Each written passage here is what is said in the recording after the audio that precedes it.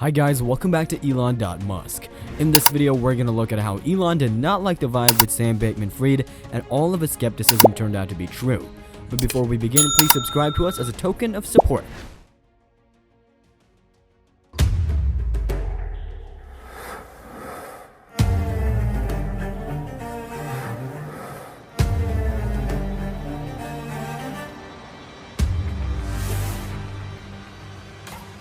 How does one go from a net worth of $26 billion to $990 million in a month?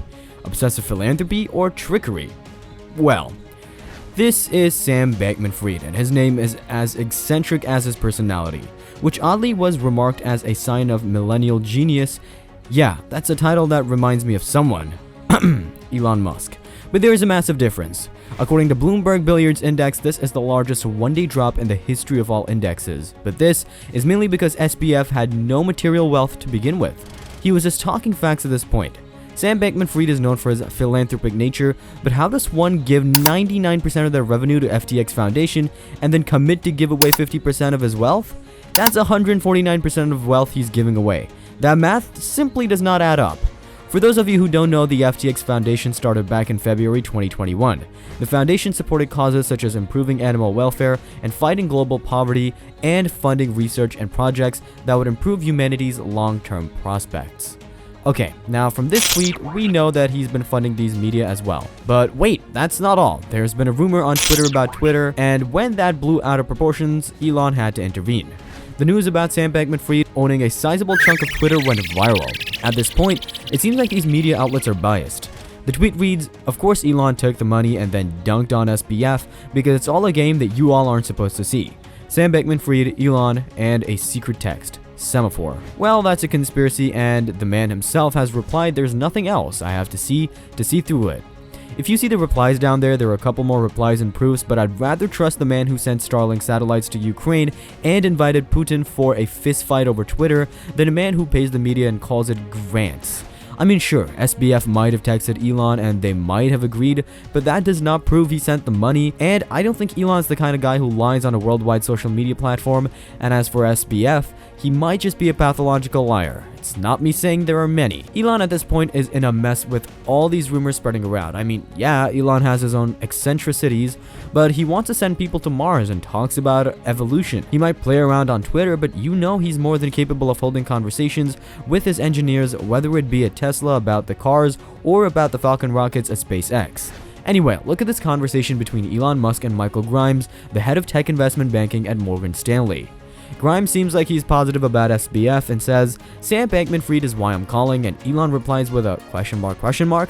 He has no idea what he's talking about. It's clear that he doesn't even know him. Maybe he mistook him for a burger joint down the block. Well, that's a conversation from 25th of April 2022, and it does seem like a deal too good to be true for Elon, and he saw right through it. How can a person who signed the giving pledge, which is giving about 50% of his wealth away, and then 99% of his wealth to FTX Foundation, plus giving grants to all these medias, plus being the second highest Democratic donor fit in another $3 to $5 billion for Twitter? It doesn't take an investment banker to see that now, does it?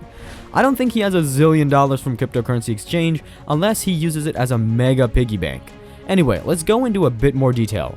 Before Bankman-Fried's wealth took a nosedive, which happened fairly recently on the 11th of November, he was a major donor to Democratic Party candidates. He was counted as the second largest individual donor to Joe Biden in the 2020 presidential election.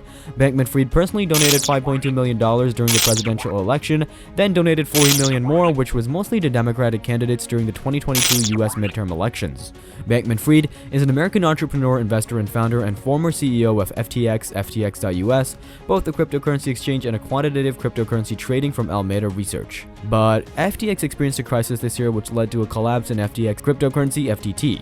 He's one of the biggest individual donors to Joe Biden in 2020 and the sixth largest individual donor this year for the midterm cycle, contributing almost about $40 million to various candidates and PACs, and that includes $1 million donation to Beto O'Rourke's failed campaign for Texas governor.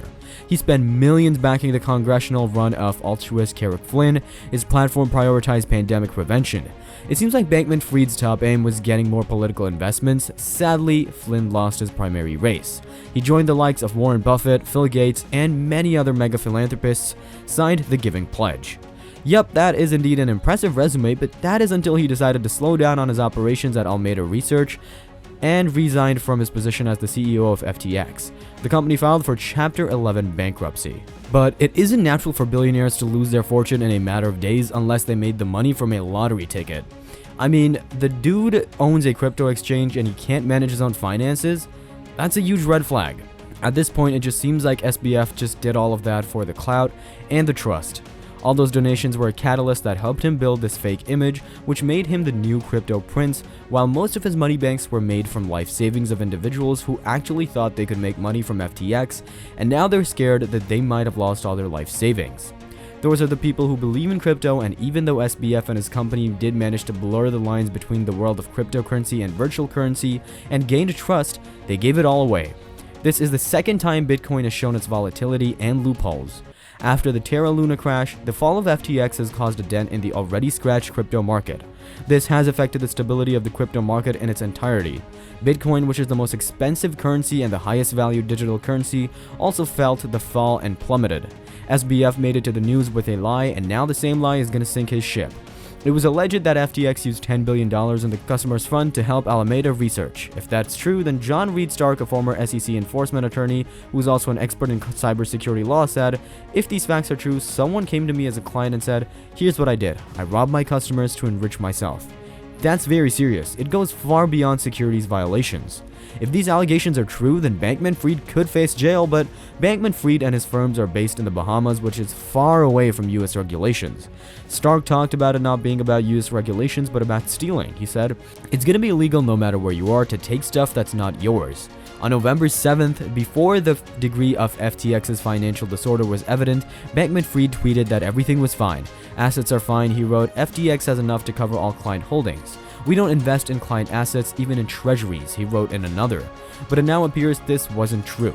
He has since deleted those tweets. In a Twitter DM interview with Future Perfect reporter Kelsey Piper following the implosion of FTX, Bankman-Fried revealed a cynical view of ethics that seemed to contradict the more nuanced views of right and wrong he discussed in the press before.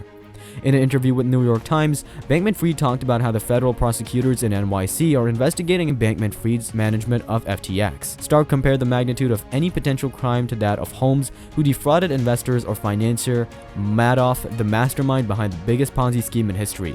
"I think this is worse because there's retail investor component to this imbroglio." He spoke to FBF on a personal level, and so did Changpeng Zhao.